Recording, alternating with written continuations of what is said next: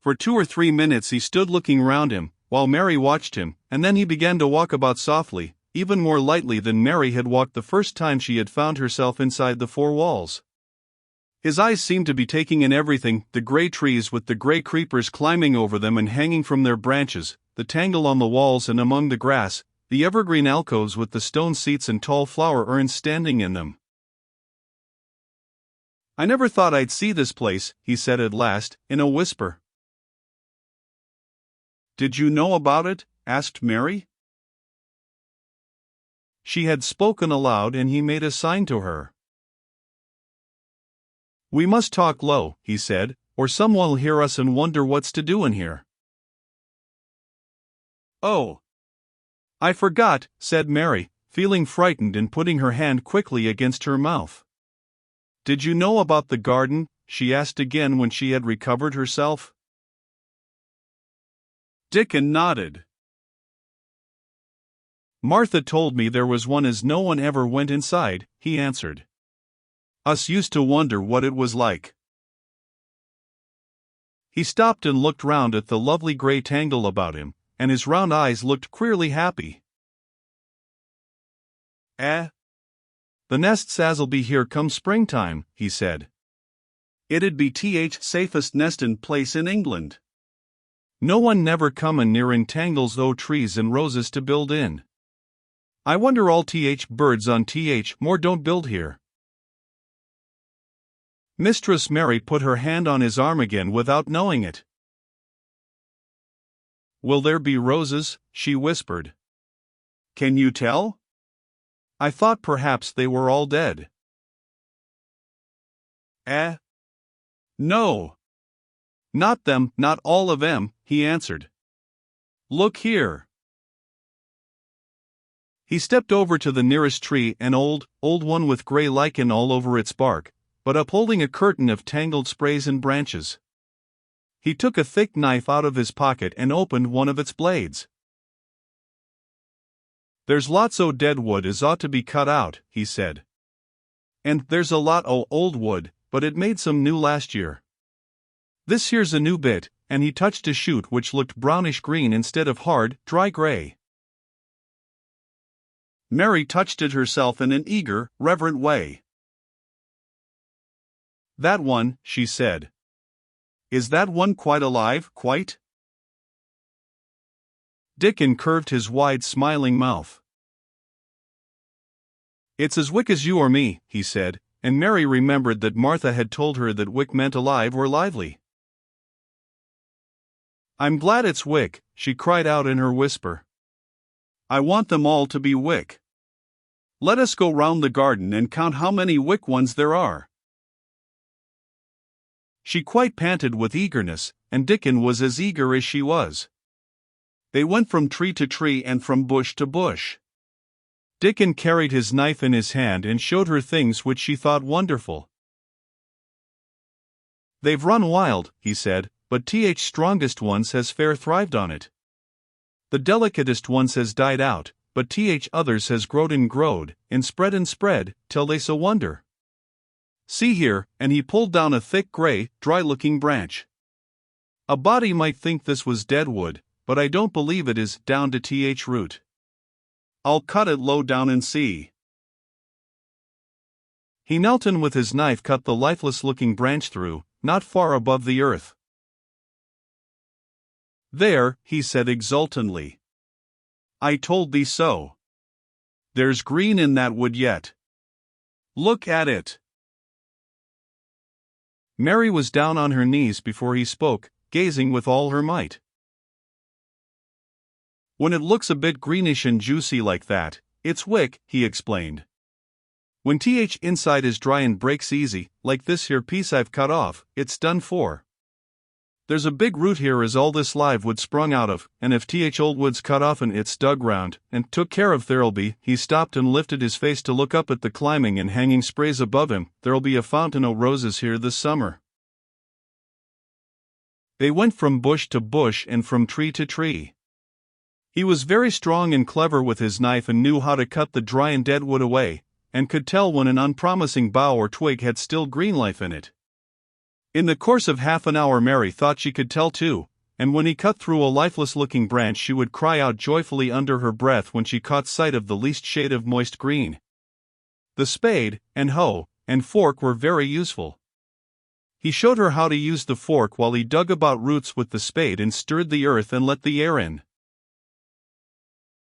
They were working industriously round one of the biggest standard roses when he caught sight of something which made him utter an exclamation of surprise. "Why," he cried, pointing to the grass a few feet away. "Who did that there?" It was one of Mary's own little clearings round the pale green points. "I did it," said Mary. "Why, I thought that didn't know nothin' about gardening," he exclaimed. "I don't," she answered, "but they were so little, and the grass was so thick and strong, and they looked as if they had no room to breathe.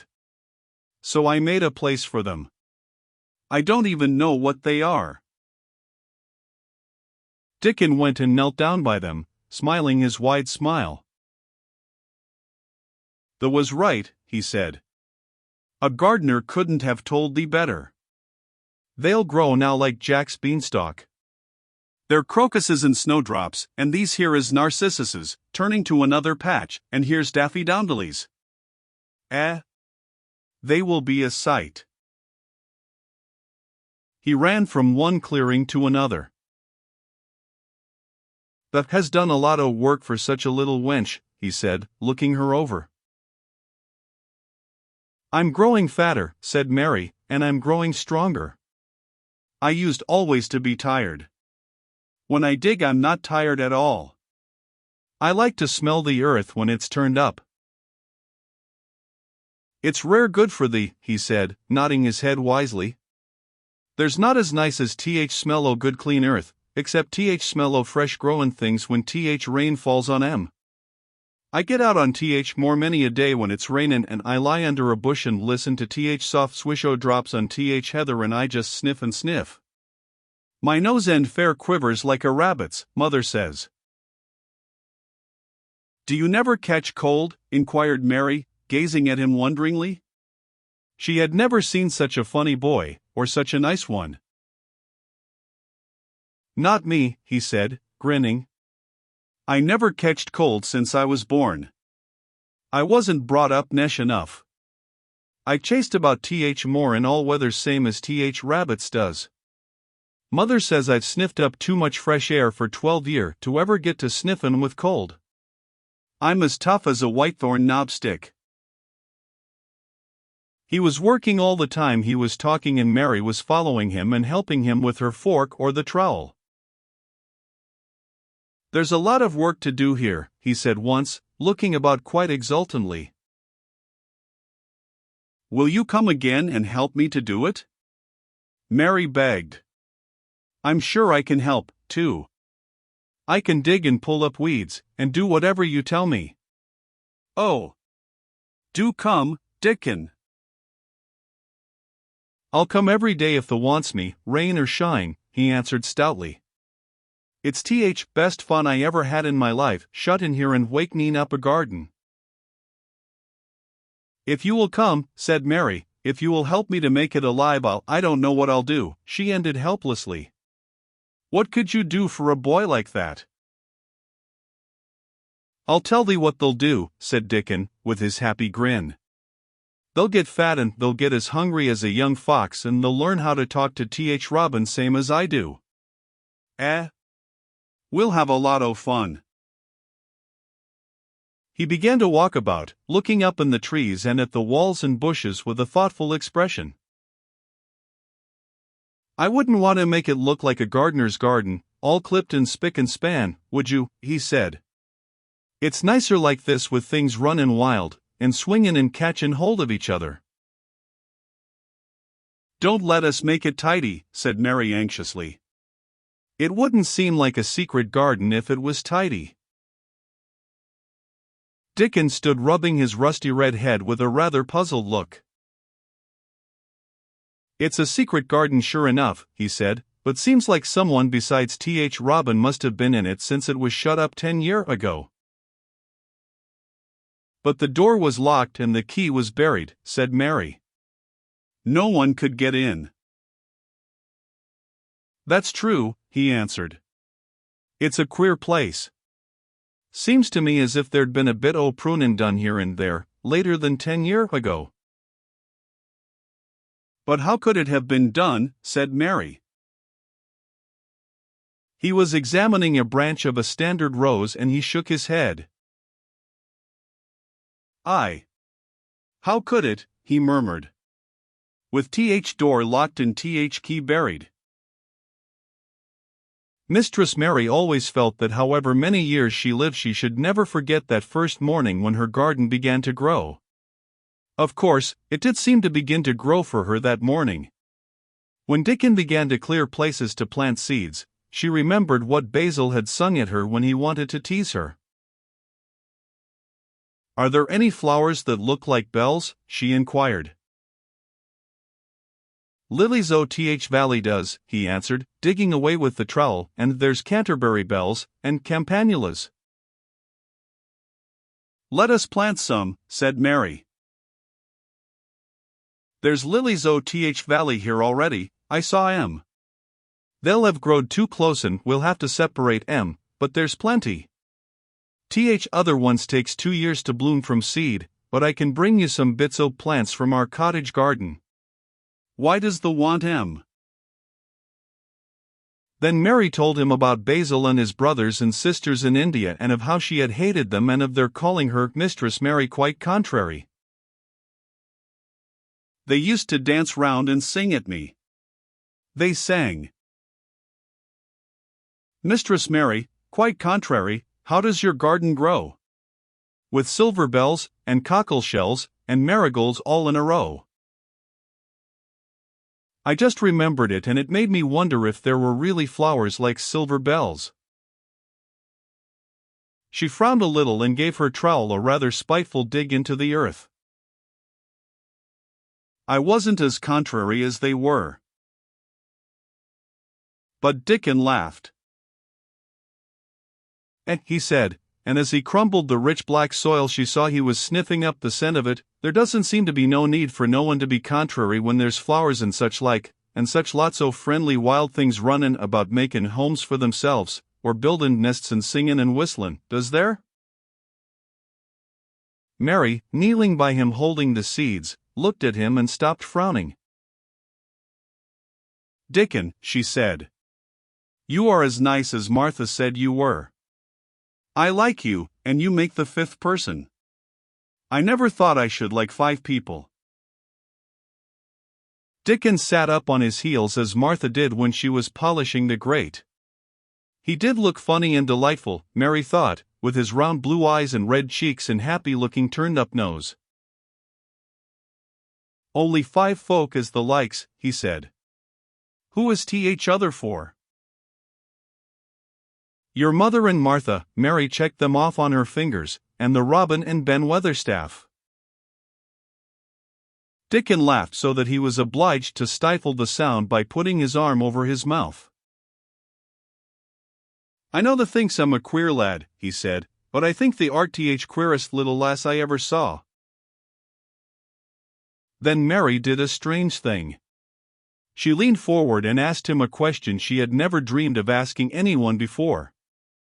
And she tried to ask it in Yorkshire because that was his language, and in India a native was always pleased if you knew his speech. Does thee like me? She said. He answered heartily, that I does. I likes thee wonderful, and so does Robin, I do believe. That's 2, then, said Mary. That's 2 for me. And then they began to work harder than ever and more joyfully. Mary was startled and sorry when she heard the big clock in the courtyard strike the hour of her midday dinner. I shall have to go, she said mournfully. And you will have to go too, won't you? Dickon grinned. My dinner's easy to carry about with me, he said. Mother always lets me put a bit o' somethin' in my pocket. He picked up his coat from the grass and brought out of a pocket a lumpy little bundle tied up in a quiet, clean, coarse, blue and white handkerchief. It held 2 thick pieces of bread with a slice of something laid between them.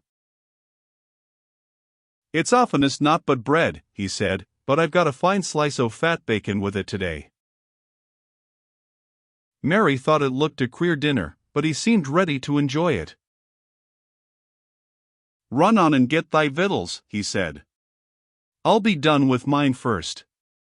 I'll get some more work done before I start back home."